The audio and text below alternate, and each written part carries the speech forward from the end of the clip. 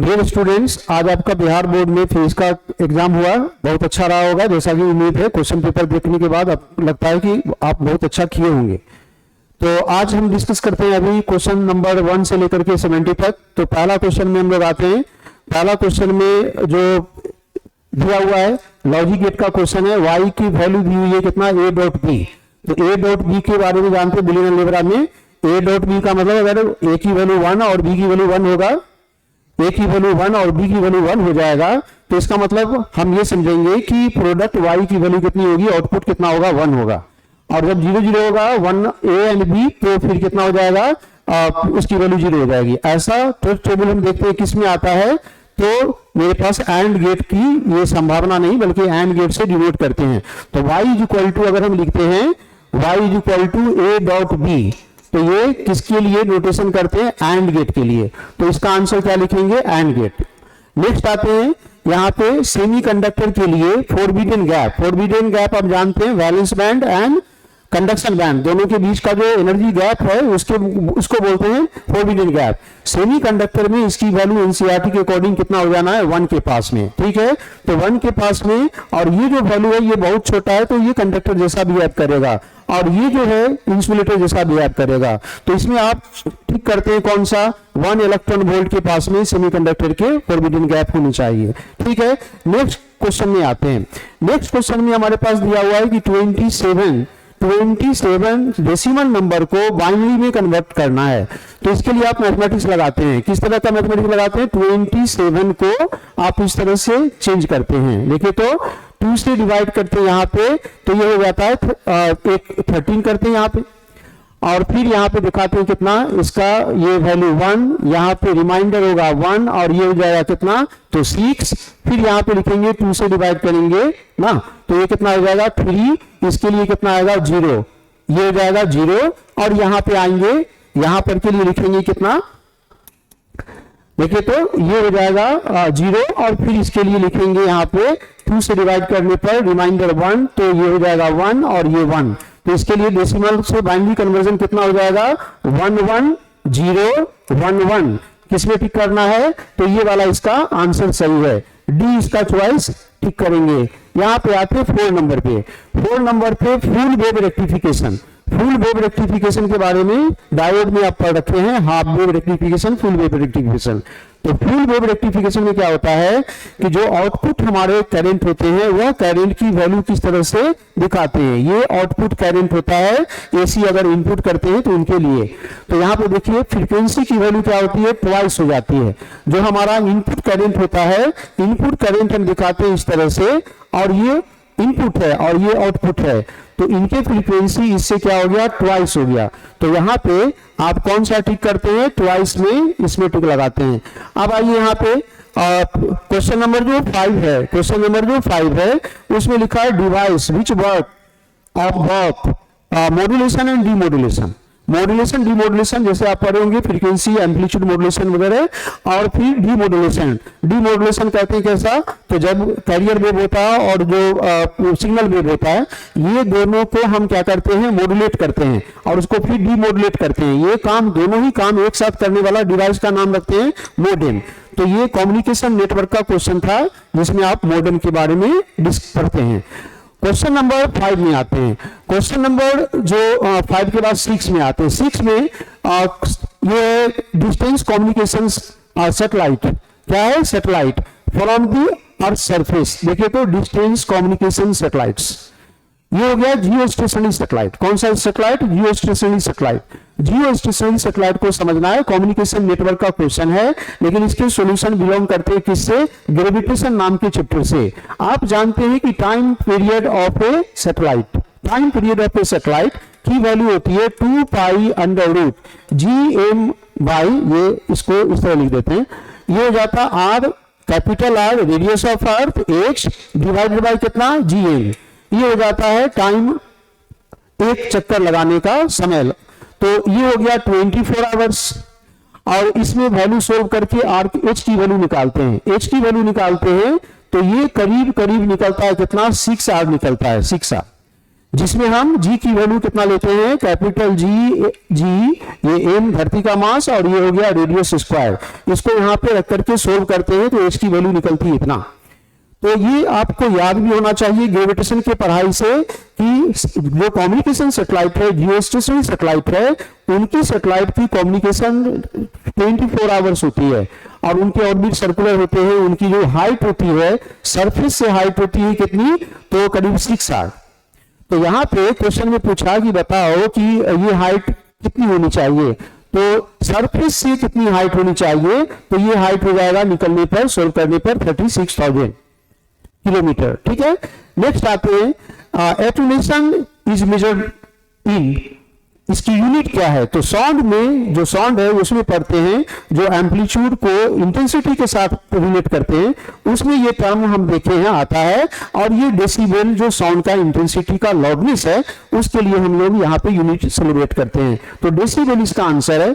और नेक्स्ट आते हैं क्वेश्चन नंबर 8 में। क्वेश्चन नंबर 8 में मैग्नेट है, magnet situated near A close conductor, current can be produced. देखिए, तो मैग्नेट सिचुएटेड है नियर ए क्लोज कंडक्टर। मान लीजिए कंडक्टर का रिंग है, उनके पास में क्या लगा हुआ है, मैग्नेट लगा हुआ है। तो फैराडेज का नियम पढ़ रखे हैं। फैराडे के नियम में जानते हैं कि जब रिलेटिव वेलोसिटी होता है, जैसे इंड्यूस करंट आता है, तो उसी के पर ये क्वेश्चन है, only magnet is in motion. एक लूप है, कैरिंग कैरिंग वायर है और एक मैग्नेट है, तो दोनों के बीच में अगर रिलेटिव वेलोसिटी आ जाए तो इंड्यूस करंट आता है। तो इंड्यूस करंट आने के लिए मैग्नेट मोशन में है ना, मैग्नेट ओनली मैग्नेट मोशन, ऐसा नहीं है, दोनों में मोशन हो सकता है। अच्छा से बोलने के लिए कौन सी बात बोलेंगे, there is relative motion between the magnet and the conducting loop. Conductor loop और मैग्नेट के बीच में रिलेटिव मोशन आने पर इंड्यूस्ड ईएमएफ होगा। अगर मैग्नेट और ये लूप दोनों ही मोशन में रहेगा, रिलेटिव वेलोसिटी नहीं होगा, तो भी मैग्नेटिक फील्ड चेंज नहीं करेगा, जिसके कारण इंड्यूस करंट नहीं होगा। तो इसके जो बेस्ट आंसर हैं वह है डी। ठीक है, अब नेक्स्ट आते हैं तीसरा, ये 9th नंबर में, the current obtain in moving coil galvanometer is proportional to. तो जानते हैं करंट डिफ्लेक्शन होता है, वहां पे डिफ्लेक्शन होता है गैल्वेनोमीटर में, टॉर्क लगता है मैग्नेटिक टॉर्क। तो डिफ्लेक्शन अगर ज्यादा होगा तो करंट की वैल्यू ज्यादा होगी। तो हम लोग यहाँ पे इसका टिक करेंगे, क्योंकि डिफ्लेक्शन के साथ में करंट का वेरिएशन होगा। ज्यादा डिफ्लेक्शन निकल का टॉर्क ज्यादा होने पर तो ये करंट की वैल्यू ज्यादा मानी जाएगी। क्वेश्चन नंबर 10 में आते हैं। 10 में galvanometer is converted into ammeter. Ammeter की रेजिस्टेंस क्या होती है, बहुत ही कम होता है। आमीटर की रेजिस्टेंस बहुत कम होने का कारण होगा कि अगर हम गैल्वेनोमीटर लेते हैं जिसमें कॉइल होता है तो उसकी रेजिस्टेंस होती है, तो उनके गैल्वेनोमीटर की रेजिस्टेंस को कम करके आमीटर बना देना है। तो गैल्वेनोमीटर की रेजिस्टेंस को कम करने के लिए एक शंट रेजिस्टेंस लगाते हैं, एक कम वैल्यू का रेजिस्टेंस पैरेलल में जोड़ देते हैं। तो पैरेलल में जोड़ते हैं तो इसका मतलब ये वाला चॉइस, फर्स्ट चॉइस इसका सही होगा। पहला चॉइस में है लो रेजिस्टेंस इन पैरेलल, इसी को ऐड कर देंगे गैल्वेनोमीटर के साथ, तो ये आमीटर होगा, जिसकी इक्विवेलेंट रेजिस्टेंस कितनी हो जाएगी, बहुत ही कम हो जाएगी। अब आते हैं क्वेश्चन नंबर 11 पे। क्वेश्चन नंबर 11 पे मेंशन है magnetic field produced by at the centre of the current carrying circular coil. तो सर्कुलर कॉइल है, उसमें मैग्नेटिक फील्ड की वैल्यू डायरेक्शन के बारे में क्वेश्चन पूछा जा रहा है। तो क्वेश्चन में कहता है on the plane of the coil, on the plane perpendicular to the plane of the coil. तो ऑन द प्लेन नहीं होना है, परपेंडिकुलर टू द प्लेन होगा। आप जानते हो कि करंट अगर इस तरफ हो जाए तो इनके कारण मैग्नेटिक फील्ड किधर होगा, प्लेन पर परपेंडिकुलर होगा। तो ये बी का डायरेक्शन होगा। और इस चॉइस में कौन सा सही लिखेंगे, तो perpendicular to the plane, B वाला इसका चॉइस में टिक करेंगे। क्वेश्चन नंबर 12 में आते हैं। 12 में कहता है कि मैग्नेट है, उसको हम कट कर देते हैं, डिवाइड कर देते हैं, मैग्नेट को लंबे लॉन्गिट्यूडनल कट कर देते हैं। तो अगर एक मैग्नेट को कट करते हैं, लॉन्गिट्यूडनली कट कर देते हैं, तो लॉन्गिट्यूडनल कट करते हैं तो पोल स्ट्रेंथ की वैल्यू कितनी हो जाती है, आधी हो जाती है। पोल स्ट्रेंथ आधी हो जाती है और लंबाई इसकी सेम बनी हुई है। तो मैग्नेटिक मोमेंट की वैल्यू, पोल स्ट्रेंथ आधा होने के कारण मैग्नेटिक मोमेंट की वैल्यू भी आधी हो जाती है। तो मैग्नेटिक मोमेंट आधा हो गया, तो मैग्नेटिक मोमेंट आधा हो गया पोल स्ट्रेंथ आधा होने के कारण। यहाँ पे अगर हम इसको इन डिविजन्स में बांट देते हैं, इन डिविजन्स में, तो पोल स्ट्रेंथ की वैल्यू कितनी हो जाएगी, m/n हो जाएगा। लेंथ की वैल्यू सेम बनी रहेगी, इसका मतलब मैग्नेटिक मोमेंट की value pole strength m/n into L, तो कितना इसकी वैल्यू हो जाएगी, m/n हो जाएगा। ठीक है, पोल स्ट्रेंथ के m हो जाने पर, m पार्ट हो जाने पर पहले के पोल स्ट्रेंथ n टाइम्स हो जाएंगे कम। क्वेश्चन नंबर जो 12 है उसका आंसर में आप ए में चॉइस लगाते हैं। नेक्स्ट आते हैं, नेक्स्ट क्वेश्चन में आते हैं क्वेश्चन नंबर 13 में, which of the flowing shows hypothesis. तो ये आपको मेमोरी में रखना है कि ये कौन दिखाता है, फेरोमैग्नेटिक मटेरियल दिखाता है। फेरोमैग्नेटिक मटेरियल की जानते हैं कि इसके बारे में खास खास पोलराइजेशन, मैग्नेटिक पोलराइजेशन के बारे में, तो उसी से क्वेश्चन है, आप इसको डायरेक्ट मेमोरी बेस्ड क्वेश्चन मानेंगे। क्वेश्चन नंबर 14 में आते हैं, the value of the magnetic potential at a distance from a pole strength. ध्यान देना है पोल स्ट्रेंथ के कारण, पोल स्ट्रेंथ के कारण अगर लिखना हो तो पोल स्ट्रेंथ एक मैग्नेटिक पोल है और इस पोल से r डिस्टेंस पर मैग्नेटिक पोटेंशियल की वैल्यू लिखना है। तो आप इसको चार्ज मानते हुए जो इक्वेशन बनता है वो डायरेक्टली ये इक्वेशन बनता है, magnetic moment into pole strength divide by 4 pi r। तो मैग्नेटिक मोमेंट, ये जो कांस्टेंट है, ये वाला कांस्टेंट, ये कांस्टेंट है mu naught by 4 pi into कितना, pole strength by distance, pole strength by distance. तो ध्यान देने की बात है, जब 0.4 से इलेक्ट्रिक पोटेंशियल निकालते थे ठीक उसी तरह का यहाँ पे केस है। क्वेश्चन नंबर 15 में आते हैं। क्वेश्चन नंबर 15 में जो यहाँ पे है इंफॉर्मेशन दी हुई है, आप जानते हैं कि स्पीड ऑफ लाइट की वैल्यू कितनी होती है, 1/√μ0 वैक्यूम में ये स्पीड होता है। तो c की वैल्यू इतनी होती है, आप c की वैल्यू जानते हैं 3 इंटू अप्रोक्सीमेटली 3 इंटू 10⁸ मीटर पर सेकेंड होता है। चॉइस में आते हैं, देखते हैं कौन सा आंसर होगा। तो ये तो है लेकिन सेंटीमीटर है, सेंटीमीटर नहीं होकर के मीटर में आना है, तो मीटर को सेंटीमीटर में कन्वर्ट करने से ये आंसर इसका करेक्ट हो जाता है। ठीक है, अब ये यहाँ पे जो क्वेश्चन नंबर 16 है, 16 में आते हैं। क्वेश्चन नंबर 16 में देखिए क्या लिखा हुआ है, an electron of charge E moves parallel to uniform line of force in magnetic field। तो बहुत थोड़ा कॉम्प्लिकेशन करके लिखा हुआ है, मैग्नेटिक लाइंस फील्ड के पैरेलल में, मैग्नेटिक फील्ड लाइंस के पैरेलल में इलेक्ट्रॉन का मोशन है, इलेक्ट्रॉन का मोशन है। तो बताइए इसकी वेलोसिटी v एंड b दोनों ही सेम दिशा में है, तो दोनों के बीच का एंगल 0 है। और आप प्रोडक्ट फोर्स के बारे में पढ़ रखे हैं कि F की वैल्यू होती है कितनी, Q into v cross b। तो v क्रॉस b में यहाँ पे एंगल की वैल्यू कितनी है, 0 होने के कारण फोर्स की वैल्यू 0 है। तो इलेक्ट्रॉन पैरेलल टू बीम है, तो इसका मतलब इस पर फोर्स की वैल्यू कितनी है, 0 है। नेक्स्ट क्वेश्चन आते हैं 17 में है, nature of electron beam moving with uniform velocity in same direction. आप मानिए कि इलेक्ट्रॉन बीम है, इलेक्ट्रॉन बीम जब जा रहा होगा तो उसमें आप खुद जानते हैं कि चार्ज पार्टिकल जब जाता है, जैसे आप पढ़ें सिंपली कि अगर दो वायर है, दोनों पैरेलल वायर है, दोनों में करंट जा रहा हो तो कौन सा फोर्स लगता है, अट्रैक्शन। और दोनों ही वायर में कौन मोशन में रहता है, इलेक्ट्रॉन मोशन में रहता है। तो सेम बात यहां लागू कर देंगे कि अगर इलेक्ट्रॉन जा रहा होगा तो magnetic field force, sideways force क्या करेगा, उनको क्लोज करेगा। तो ये क्या करेगा, कन्वर्स करेगा। तो बीम जा रहा होगा तो कन्वर्स करेगा। तो यहां पे क्वेश्चन पूछ रहा है कन्वर्जिंग डाइवर्जिंग, तो आप टिक करते हैं किसमें, कन्वर्जिंग में, कन्वर्स कर जाएगा मैग्नेटिक फील्ड फोर्स के कारण। ठीक है, नेक्स्ट आते हैं क्वेश्चन नंबर जो 18 है।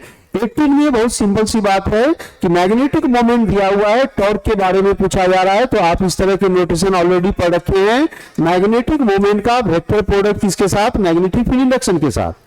तो इन दोनों के वेक्टर प्रोडक्ट को टॉर्क लिखते हैं। तो ये चॉइस हमारा यहाँ पे ज्यादा नहीं बल्कि यही फॉर्मूला सही है।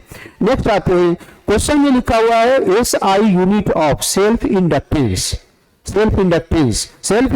हो, म्यूचुअल इंडक्टेंस हो या इंडक्टेंस हो, सभी के यूनिट क्या होते हैं, हेनरी होता है। तो ये इसका यूनिट है हेनरी। ओके, नेक्स्ट आते हैं क्वेश्चन नंबर 20 पे।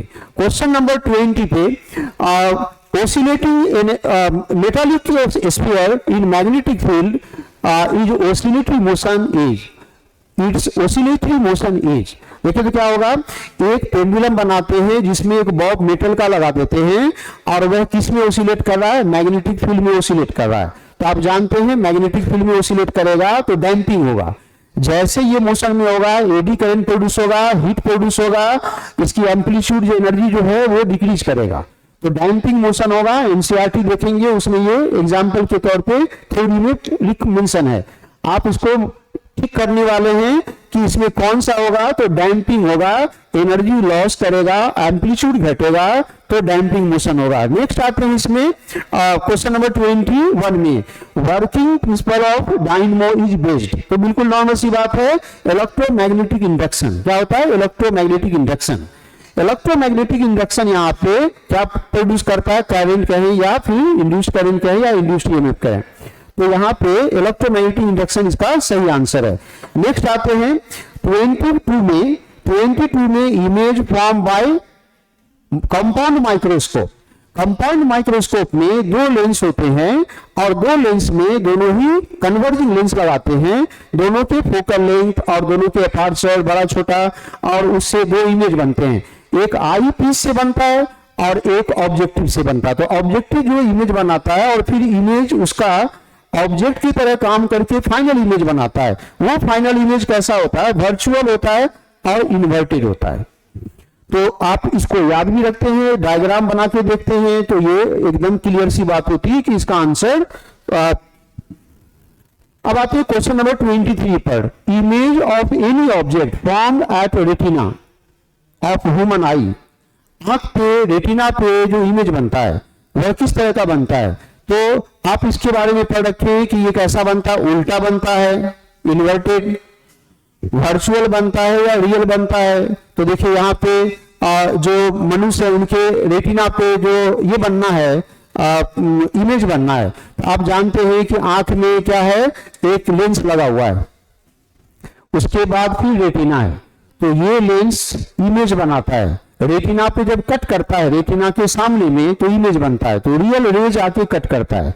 तो यहाँ पे जो रियल होगा, इन्वर्टेड होगा, तो इसमें ठीक करेंगे कि कौन सा इमेज बनना है, रियल बनना है, इन्वर्टेड बनना है, तो ये वाला चॉइस ज्यादा करेक्ट। ध्यान देने की बात है कि जो इमेज बनना है आई के रेटिना पे, वह रेटिना पे इमेज बनेगा, तो यहां रेटिना पे इनको कट करना होगा, जो रेज आएंगे, कट करेगा तो यहां पे रियल इमेज बनेगा, और कैसा बनेगा, उल्टा बनेगा। ठीक है, तो आप इसका टिक करते हैं। नेक्स्ट आते हैं यहाँ पे कौन सा लेंस की बात करते हैं, उत्तर lens. Convex lens is used. Convex lens यही है, इसको हम यूज करते हैं, किस में करते हैं, तो कौन सा डिजीज में करते हैं, short sightedness and long sightedness. तो शॉर्ट साइटेडनेस में ये शॉर्ट कर जाता है, रेटिना से पहले शॉर्ट कर जाता है, शॉर्ट साइटेडनेस, तो उसमें क्या करते हैं, डाइवर्जिंग करते हैं। और लॉन्ग साइटेडनेस में क्या होता है, रेटिना के पीछे जाके कन्वर्जिंग करता है, तो हम उसको आगे लाने के लिए कौन सा लेंस लगाते हैं, तो कॉन्वेक्स लेंस लगाते हैं। तो कॉन्वेक्स लेंस रिमेडी करना है किसको, करेक्शन करना है किसको, लॉन्ग साइटेडनेस को। तो लॉन्ग साइटेडनेस का मतलब है कि आई लेंस से रेटिना के पीछे कन्वर्ज करना लाइट को, तो कन्वर्जिंग लेंस लगा के उनको आगे लाते हैं, कन्वर्जिंग लेंस को ही हम यहाँ पे कॉन्वेक्स लेंस बोलते हैं। ठीक है, नेक्स्ट आते हैं 25 नंबर में। 25 नंबर में colour of sky is blue due to, किस कारण बस स्काई ब्लू दिखता है। ब्लू दिखने का कारण होता है जो स्कैटरिंग इफेक्ट होता है, स्कैटरिंग करना हुआ कि जो मॉलिक्यूल्स हैं एटमॉस्फेयर के, उसके साथ जो लाइट सूरज की होती है वह स्कैटर्ड कर जाता है। स्कैटरिंग जो होता है वह वेवलेंथ पर डिपेंड करता है। ब्लू लाइट की वेवलेंथ कम होने के कारण उसके मैक्सिमम स्कैटर्ड एंगल होते हैं, तो चारों तरफ स्कैटर्ड कर जाता है एटमॉस्फेयर में, तो ब्लू हमको दिखाई पड़ता है। तो इसके सही आंसर क्या होगा, स्कैटरिंग ऑफ लाइट। 26 में आते हैं, क्वेश्चन नंबर 26 में the fluid beats in interference of light due to two coherent sources। तो यंग्स डबल स्लिट एक्सपेरिमेंट, अगर हम इसकी बात कर दें तो फ्रिंज विड्थ की वैल्यू कितना निकालते थे, लैम्डा डी बटे स्मॉल डी। तो लैम्डा की वैल्यू ज्यादा होगा तो क्या हो जाना है, फ्रिंज विड्थ की वैल्यू ज्यादा होगा। तो ये डिपेंडेंट है, तो क्वेश्चन में सभी लैम्डा से रिलेटेड चॉइस है, तो आप लिखते हैं प्रोपोर्शनल टू लैम्डा, तो ये इसका आंसर हो जाएगा। नेक्स्ट आते हैं question number 27। Two source of monochromatic light is coherent when there, तो आप जानते हैं कि फेज डिफरेंस अगर रिमेन्स कांस्टेंट बना हो, phase difference between the waves remains constant, zero है तो जीरो बना हो, तो हम उसको कहते हैं वेव्स आर कोहेरेंट। तो यहाँ पे इन जो ये है फेज की बात है, वह फेज इससे एसोसिएटेड है। फेज अगर इक्वल होगा तो फेज डिफरेंस जीरो होगा, और फेज डिफरेंस अगर कांस्टेंट बना रहता या है, तो इसका मतलब जितनी भी वेव्स हैं सभी वेव्स का नाम रखेंगे कोहेरेंट वेव। तो कोहेरेंट वेव का ये प्रॉपर्टी है। नेक्स्ट आते हैं क्वेश्चन नंबर 28 में, कहता है कि D bro wave, D bro wave के बारे में कि डी ब्रो वेव कौन सा है। तो डी ब्रो वेव का फॉर्मूला ही जानते हैं, बिल्कुल आसान सा क्वेश्चन है, फॉर्मूला बेस्ड है। तो बी की वैल्यू, बी में लैम्डा बराबर H by Planck's constant by momentum, momentum है एम भी, तो मोमेंटम एम भी है, तो ये चॉइस इसका है। नेक्स्ट क्वेश्चन में आते हैं, नेक्स्ट क्वेश्चन में यहाँ पे आते हैं, which of the following is blocked by a capacitor, capacitor किसको रोक देता है। तो देखिए चॉइस में एसी करंट, डीसी करंट, बहुत एसी डीसी, तो आप जानते हैं एसी करंट में डायरेक्शन करंट का बदलता है और डीसी करंट में एक ही दिशा में होता है। तो कैपेसिटर चार्ज होता है डीसी करंट से या फिर उसको सप्लाई करता है, तो डिस्चार्ज चार्ज होता है, तो चार्ज होने में सारा एनर्जी वो जमा करता है, चार्ज को जमा करता है, चार्ज क्रॉस नहीं करने देता है। तो हम यहाँ पे बोलते हैं इससे जो ब्लॉक करता है वो डीसी को ब्लॉक कर देता है, और एसी क्या होता है, उससे क्रॉस करता है क्योंकि उसके डायरेक्शन चेंज करते हैं। ठीक है, अल्टरनेटिंग करंट में ये बात बहुत अच्छे से समझ में आती है। यहाँ पे क्वेश्चन है, क्वेश्चन नंबर जो 30 है उसमें, two bulbs 50 watt and 60 watt are connected to 220 volt source, the ratio of their resistance will be. तो देखिए आप जानते हैं कि पावर की वैल्यू, पावर बराबर होता है कितना, वी स्क्वायर बटे रेजिस्टेंस, वी स्क्वायर बटे रेजिस्टेंस। तो वी स्क्वायर बाय रेजिस्टेंस होता है, इससे हम रेजिस्टेंस की वैल्यू निकालते हैं वी स्क्वायर बटे power, V square by power. अब बताइए रेजिस्टेंस R1 बटे रेजिस्टेंस R2 बराबर क्या होगा, पावर 2 बटे पावर 1। वर्किंग वोल्टेज दोनों का क्या है, 220 वोल्ट ही है, तो वोल्टेज की वैल्यू दोनों का क्या है, सेम है। इसका मतलब ये रिलेशन आएगा, एक का पावर दूसरे का पावर की वैल्यू कितनी है, तो पावर 2 है 60, पावर 1 है 40, तो 60 बाई 40 3/2, तो 3/2 में चॉइस में आते हैं 3/2। देखिए तो 60 बाई 40 3/2, तो कौन सा आंसर हो गया, डी हो गया। पहले और बाद की बात है, पहला ये है बाद का ये है, तो हम यहां पे जान गए कि इस तरह का रेशियो होगा। नेक्स्ट क्वेश्चन आते हैं 31 में, the resistance of any wire is 500 ohm, it's electrical conductivity. ये एक थोड़ा सा सीरियस मामला है कि हम इसमें जो सोच बनाएंगे, आप सोच रहे होंगे कोई मैथमेटिकल इसका एक्सप्लेनेशन होगा। ये प्रॉपर्टीज है कंडक्टर का, उस प्रॉपर्टी के अकॉर्डिंग देखते हैं कि जो रेजिस्टेंस है वो नॉर्मल रेजिस्टेंस है, नॉर्मल वैल्यू है रेजिस्टेंस का, बहुत ही छोटा सेमीकंडक्टर, रेजिस्टिविटी की वैल्यू या रेजिस्टेंस की वैल्यू सुपर कंडक्टर जैसा होगा। ये नॉर्मल रेजिस्टेंस है, बहुत बड़ा रेजिस्टेंस होगा तो बिहेव करेगा इंसुलेटर जैसा। तो ये नॉर्मल रेजिस्टेंस है, और रेजिस्टेंस का कंडक्टिविटी मेमोरी बेस्ड हम लिखेंगे कितना, तो इसकी वैल्यू कितनी हो जाएगी, तो ये नहीं, ये वाला होगा। ये आपको याद रखना है कि कंडक्टर का रेजिस्टेंस जो नॉर्मल लिखा गया 500 ओम, उससे एसोसिएटेड कंडक्टिविटी की वैल्यू हम कितना याद रखते हैं। तो मेमोरी बेस्ड क्वेश्चन है, ये एक अच्छा क्वेश्चन भी है, याद रखते हैं तो बहुत अच्छी बात है। क्वेश्चन नंबर 32 में, क्वेश्चन नंबर 32 में, equal resistance are first connected in series and then in parallel. जानते हैं सीरीज में जोड़ेंगे तो मैक्सिमम रेजिस्टेंस हो जाएगा, पैरेलल में रेसिप्रोकली जोड़ते हैं तो ये उससे छोटा हो जाता है। तो क्वेश्चन में लिखा हुआ यहाँ पे मैक्सिमम एंड मिनिमम रेजिस्टेंस का रेशियो, तो मैक्सिमम होगा सीरीज में जोड़ने पर, और यहाँ के लिए मिनिमम क्या हो जाएगा जब हम पैरेलल जोड़ेंगे। तो सीरीज में जोड़ेंगे तो n इंटू आर होगा, और पैरेलल में जोड़ेंगे तो r बटे n होगा। तो रेशियो की वैल्यू कितनी हो जाएगी, तो इसको इससे डिवाइड कर देना है, मैक्सिमम बाय मिनिमम। तो एन स्क्वायर, तो एन स्क्वायर इसकी वैल्यू हो जाएगी। क्वेश्चन नंबर आते हैं कौन सा, तो 33 में, 33 में है to increase the sensitivity of a potentiometer. Potentiometer में जानते हैं पोटेंशियोमीटर वायर होता है। पोटेंशियोमीटर वायर में अगर पोटेंशियोमीटर वायर को बड़ा कर देते हैं, पोटेंशियोमीटर वायर को बड़ा करते हैं तो potential gradient of the wire क्या होता है, छोटा हो जाता है।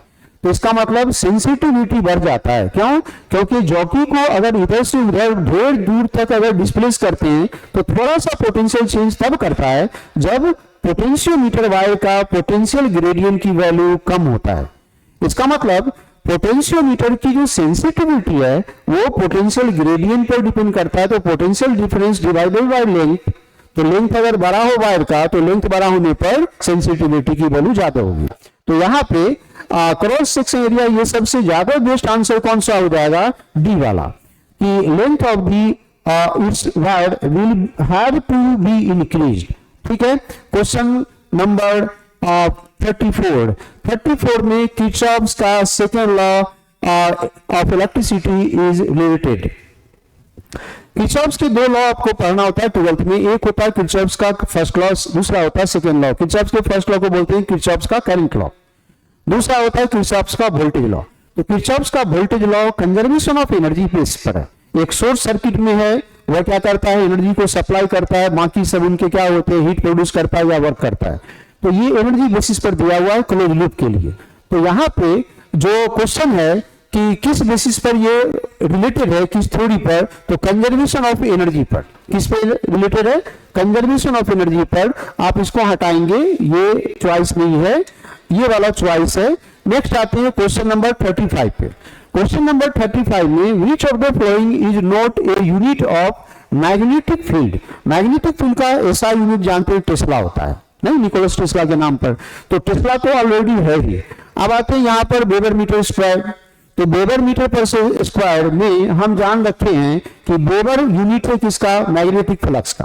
तो वेबर मैग्नेटिक फ्लक्स की वैल्यू है बी ए।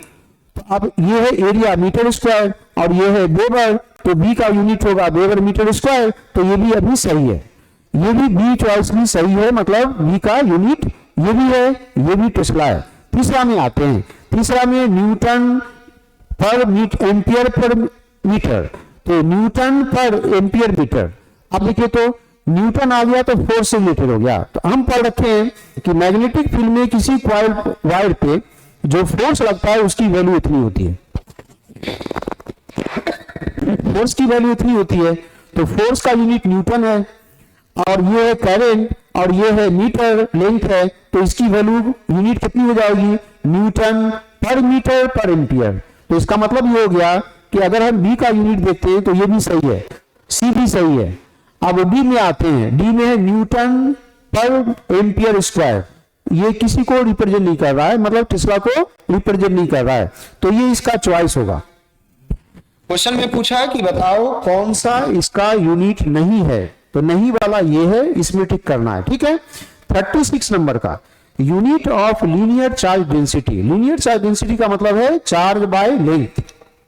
तो चार्ज का यूनिट है कूलम और लेंथ मीटर, तो कूलम पर मीटर, कूलम पर मीटर, ये इसका आंसर है। क्वेश्चन नंबर 37 में आते हैं। क्वेश्चन नंबर 37 में पूछा गया dimensional formula of intensity of electric field. E की वैल्यू बताना है, तो आप ई का डायमेंशन बताना है। तो ई का डायमेंशन आप जानते हैं force by charge.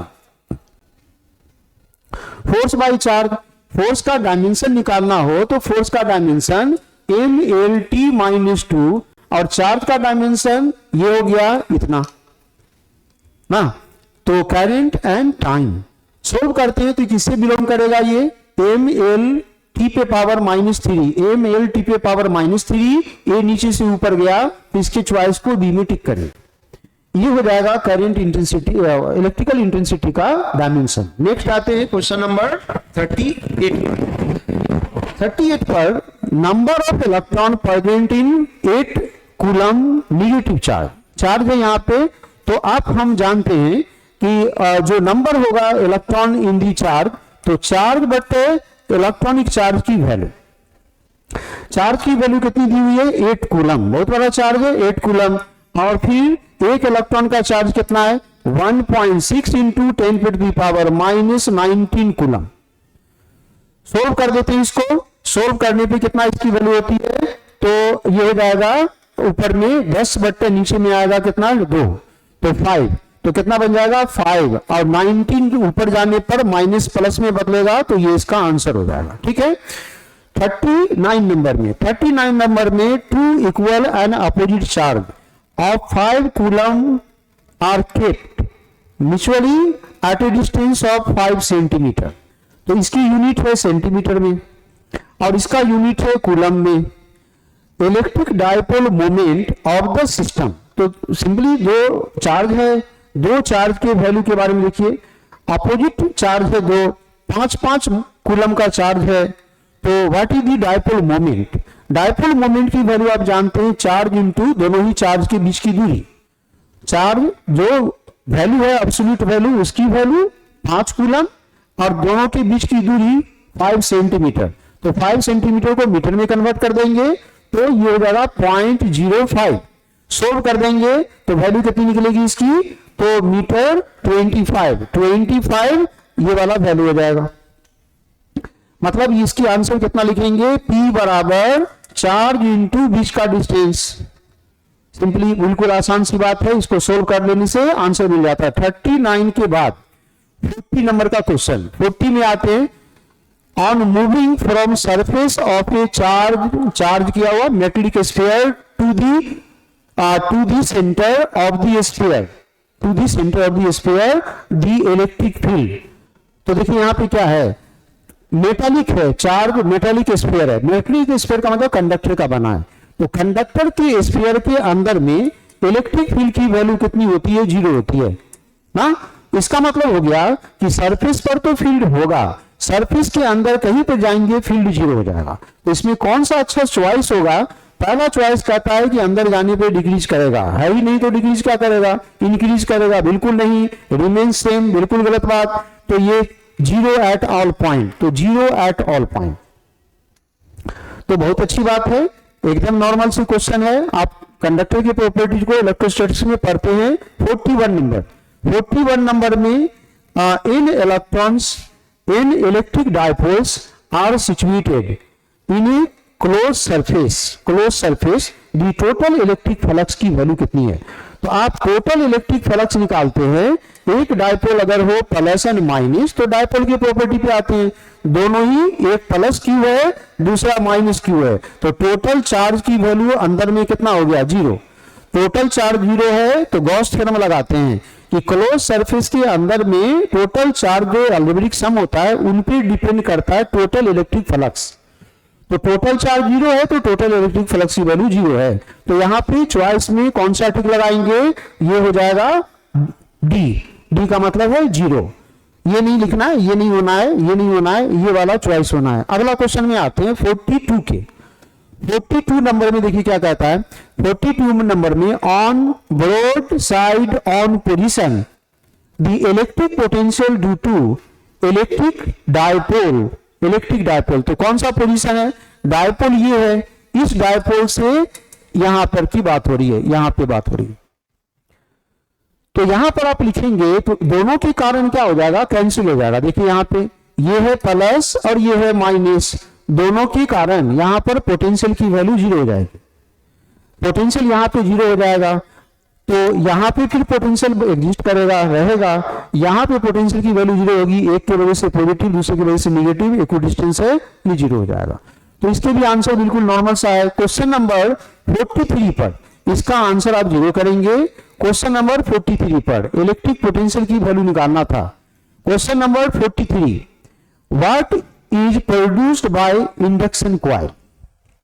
Induction coil जो होता है, हम इंडक्शन लगा के क्या करते हैं, जनरेट करना चाहते हैं हाई वोल्टेज। तो फैराडेज लॉ ऑफ इंडक्शन से, या इंडक्शन कॉइल इसको कहते हैं, इंडक्शन कॉइल से हम हाई वोल्टेज जनरेट करते हैं। हाई वोल्टेज जनरेटर अगर कहीं पर जरूरत पड़ता है थोड़ी देर के लिए भी, तो हम हाई वोल्टेज प्रोड्यूस करने के लिए डिवाइस को यूज करते हैं। तो ये ज्यादा अच्छा आंसर है कि ये करते हैं। अब हाई करंट की बात होगी तो रेजिस्टेंस यहां पर करंट छोटा भी रहे, रेजिस्टेंस ज्यादा होने के कारण पोटेंशियल की वैल्यू ज्यादा हो जाएगी। तो हाई वोल्टेज ज्यादा अच्छा इसका आंसर है। क्वेश्चन नंबर 45 पे आते हैं। क्वेश्चन नंबर 45 पर energy density of magnetic field, magnetic field B. तो आप सोलोनाइड पढ़ते हैं उसी वक्त ये डिसीजन हो जाता है कि जो इस सोलोनाइड के अंदर में जो कॉइल है इंडक्टर, उसके अंदर में जो मैग्नेटिक फील्ड होती है उसकी जो डेंसिटी एनर्जी की होती है वह एनर्जी की डेंसिटी यू वी लिखते हैं, और यू वी की वैल्यू फॉर्मूला में half into B square by permeability. तो ये इसका आंसर फॉर्मूला बेस्ड। नेक्स्ट आते हैं क्वेश्चन नंबर 45 में। The value of the alternating current is measured by hot wire ammeter। ठीक है, बहुत अच्छी बात है। तो value of the alternating current, कौन सा value? High volt value, average value, root mean value and none of these. तो देखिए क्या होता है, जब हम हॉट वायर की बात करते हैं तो गर्म होता है। अब करंट इधर जाए तब भी गर्म होता है, करंट इधर जाए एसी करंट तब भी गर्म होगा। तो हॉट वायर इंस्ट्रूमेंट बनाते हैं ना, वहां पे अगर वोल्ट मीटर लगा देंगे तो वो रीड नहीं करेगा। तो हम हॉट वायर इंस्ट्रूमेंट यूज करते हैं एसी करंट को नापने के लिए। तो एसी करंट का वहां जो मेजरमेंट करता है वो कौन सा मेजरमेंट करता है? Heat production. तो हीट प्रोडक्शन में जो आरएमएस वैल्यू लेते हैं, क्योंकि स्क्वायर आई स्क्वायर इसकी मीन वैल्यू निकालना हो तो ये आरएमएस करंट से बिलोंग करेगा। तो यहाँ पे चॉइस कौन सा इसका होगा? Root mean current. Root mean average current तो 0 हो जाता है, और हाई करंट होगी, कम करंट हो, हीट प्रोड्यूस होगा तो वो इंडिकेट करेगा। नन ऑफ दिस की बात नहीं है, मीन और रूट मीन करंट होगा। नेक्स्ट आते हैं यहाँ पे क्वेश्चन नंबर 46।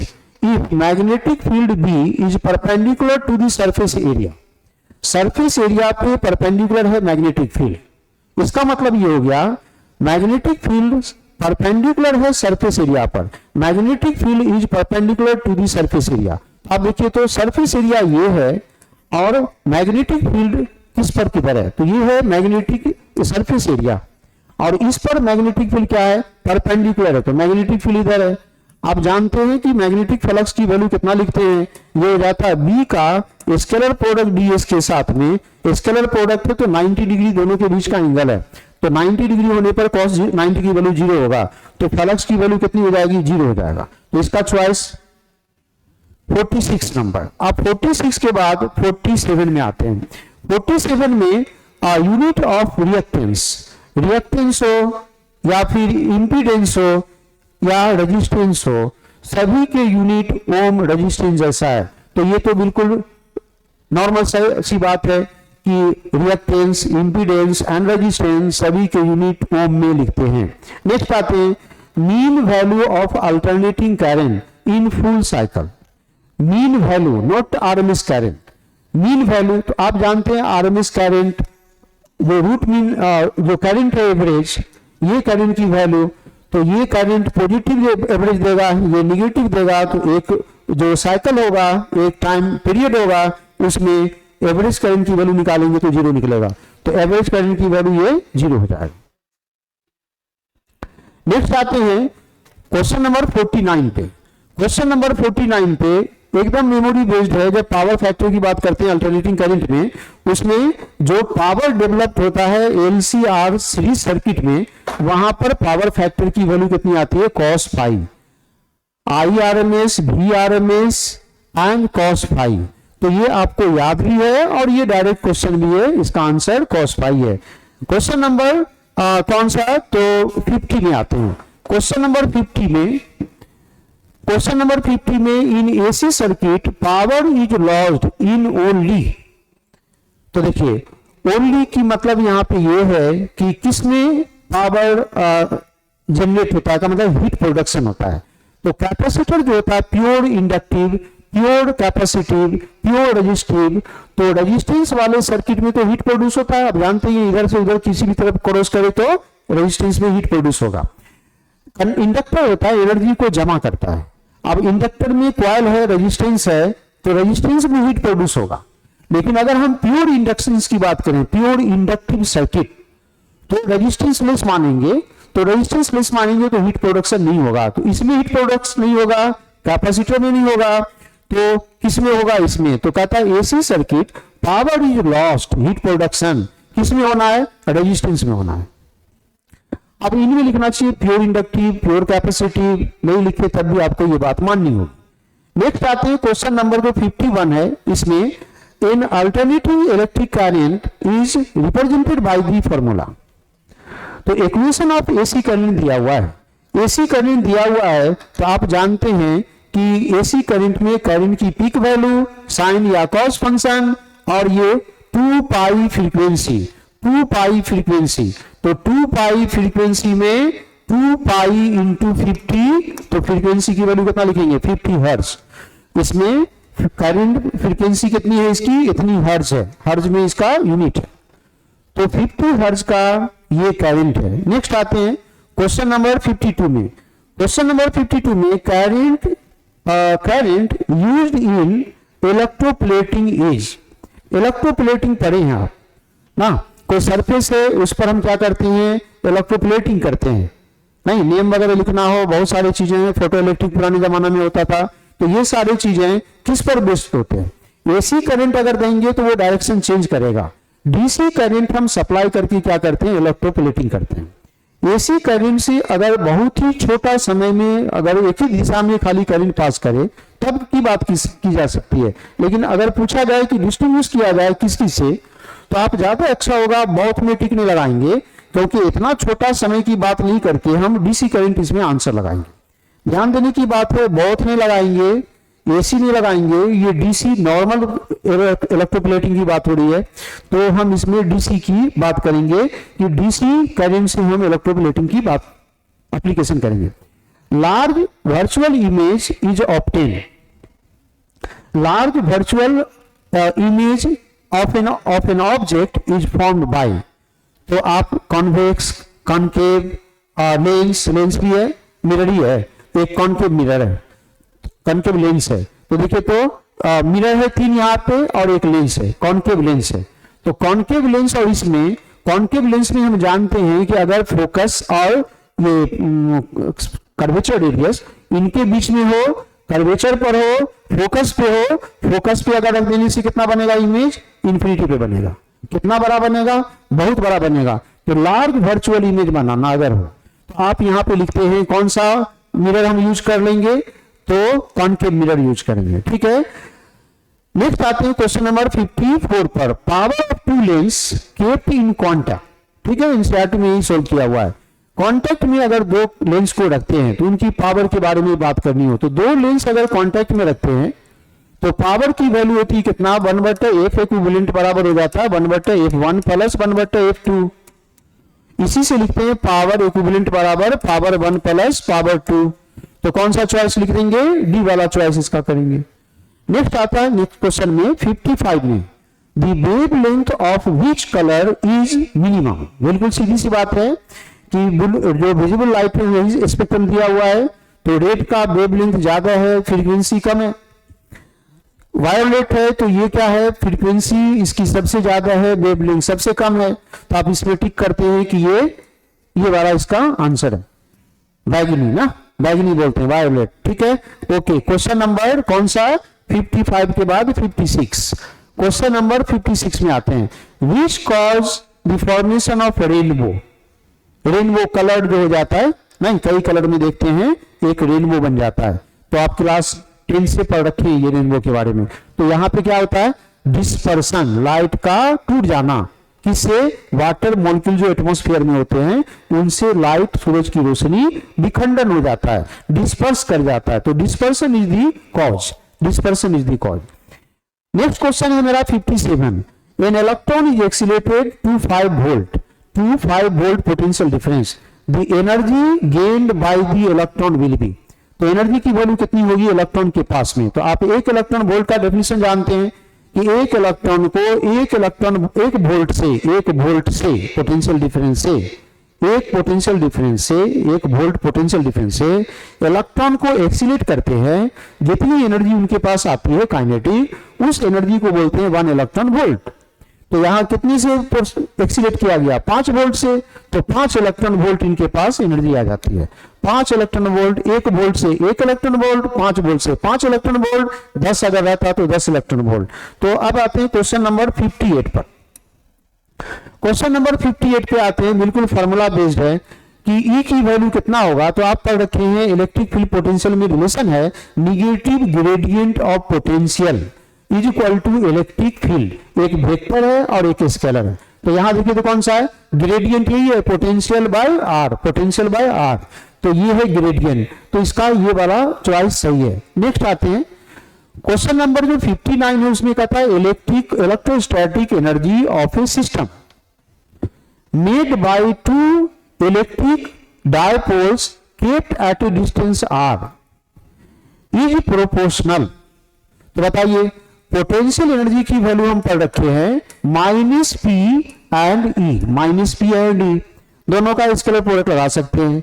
अब बताइए ये तो डायपोल है और इसकी वैल्यू डायपोल के कारण, डायपोल है तो एक डायपोल में दूसरे डायपोल का फील्ड, एक डायपोल की जगह पर दूसरे डायपोल का फील्ड, तो दूसरे डायपोल का जो फील्ड होगा वह किसके इनवर्सली प्रोपोर्शन है, आर पे पावर 3 है। तो इसका मतलब डायपोल, शॉर्ट डायपोल से इलेक्ट्रिक फील्ड की वैल्यू आर डिस्टेंस के साथ में इस तरह से रिलेटेड है। इसका मतलब पोटेंशियल एनर्जी की वैल्यू इसी तरह से रिलेटेड है। तो 4 चॉइस में कौन सा चॉइस बेस्ट है, ये वाला चॉइस बेस्ट है शॉर्ट डायपोल के लिए। अब नेक्स्ट आते हैं क्वेश्चन नंबर 60 में, pico farad is the unit, farad. तो फैराड किसका यूनिट है, तो ये है कैपेसिटर का, कैपेसिटेंस का। तो कैपेसिटेंस का यूनिट है। तो क्वेश्चन में कहता है pico farad, micro farad, nano farad, तो पिको फैराड यहाँ पे। तो ये कौन सा है, intensity electric field, electric capacity, तो इलेक्ट्रिक कैपेसिटी मतलब कैपेसिटेंस।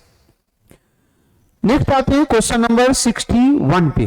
क्वेश्चन नंबर 61 पे, capacity of any condenser does not depend upon, condenser का सी का वैल्यू किस पर डिपेंड नहीं करता है। सी की जो डिफिनेशन है वो ये, Q vector C V, Q vector V remains constant for the given conductor और conductors arrangement device.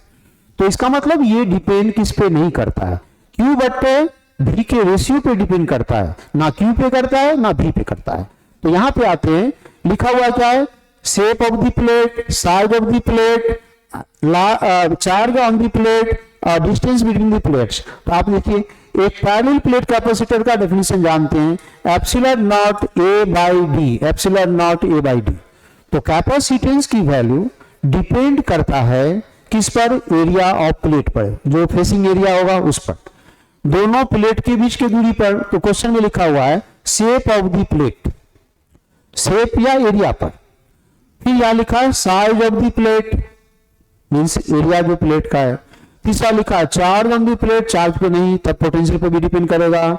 Distance between the plates, यहां लिखा capacity of any condenser does not depend. तो डज नॉट डिपेंड में आप सबसे अच्छा कौन सा टिक लगाएंगे, चार्ज पे।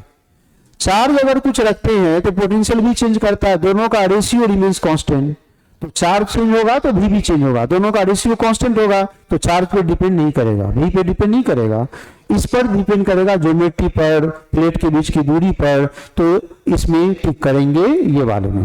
क्वेश्चन नंबर 62 में, the capacity of A spherical conductor is 1 microfarad, its radius will be, its radius will be.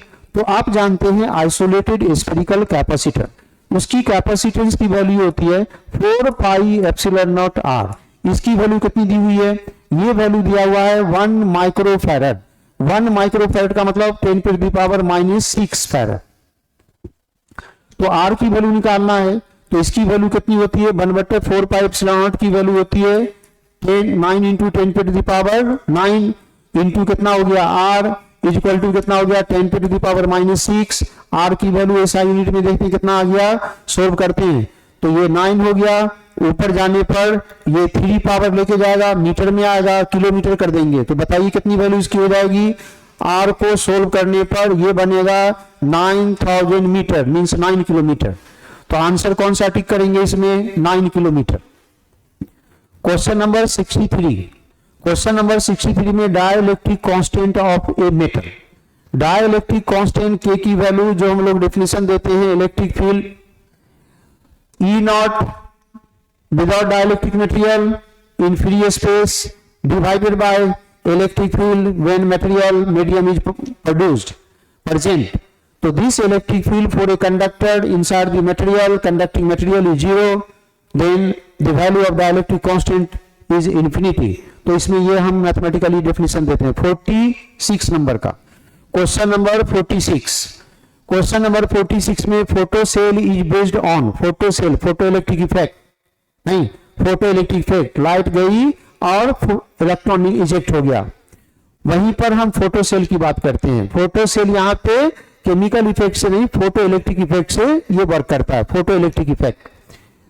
Question number 65, question number 65, cathode rays are group of, सीधी सी बात है, इलेक्ट्रॉन की ग्रुप है, कैथोड रे ग्रुप है किसका, electrons का। Question number 66 में आते हैं। क्वेश्चन नंबर 66 में half life of radio active substance की वैल्यू हमको याद रखना होता है। हाफ लाइफ जो होता है उसकी वैल्यू लिखते हैं 0.693 और भी बात लिखी हुई, ज्यादा वैल्यू कितना हो जाएगा, तो ये लैम्डा, तो क्लियर सी बात है, ये फॉर्मूला बेस्ड है, तो यहां पे कौन सा आंसर सही हो गया, ये वाला आंसर इसका सही हो गया। क्वेश्चन नंबर 67 में आते हैं।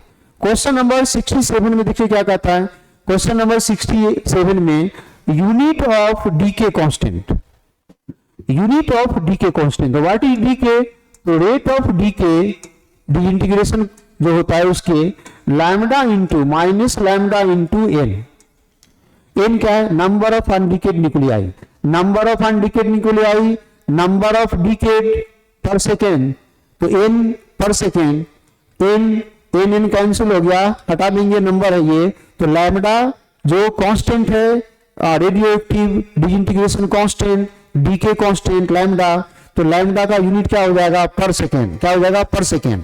अब पर सेकेंड इसमें कोई चॉइस नहीं है, बस हर्ज है, तो हर्ज का मतलब है साइकिल्स पर सेकेंड, पर सेकेंड है, तो इसका मतलब ये हर्ज जो है इसके साथ बिलोंग करेगा,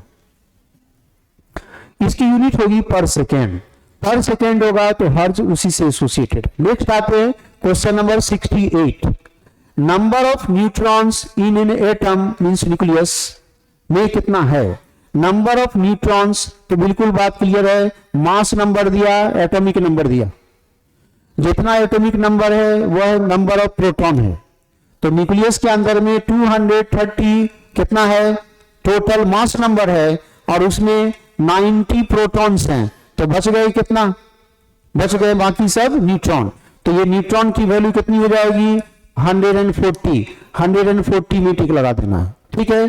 question number 69, PN junction diode used as, amplify करते हैं लेकिन इफिशिएंसी बहुत बुरा होता है तो नहीं करते हैं, तो ये आप थ्योरी में पढ़ रखे होते हैं, इसे हम नहीं करते हैं, तो ये एम्पलीफिकेशन नहीं करते हैं। ऑसिलेशन, ऑसिलेशन ट्रांजिस्टर से करते हैं, मॉड्यूलेशन ट्रांजिस्टर से करते हैं, रेक्टिफिकेशन, तो रेक्टिफिकेशन है एसी को डीसी में कन्वर्जन करना, तो half wave full wave rectification आपका सिलेबस है, तो आप इसमें टिक लगाते हैं, डी इसकी चॉइस हो।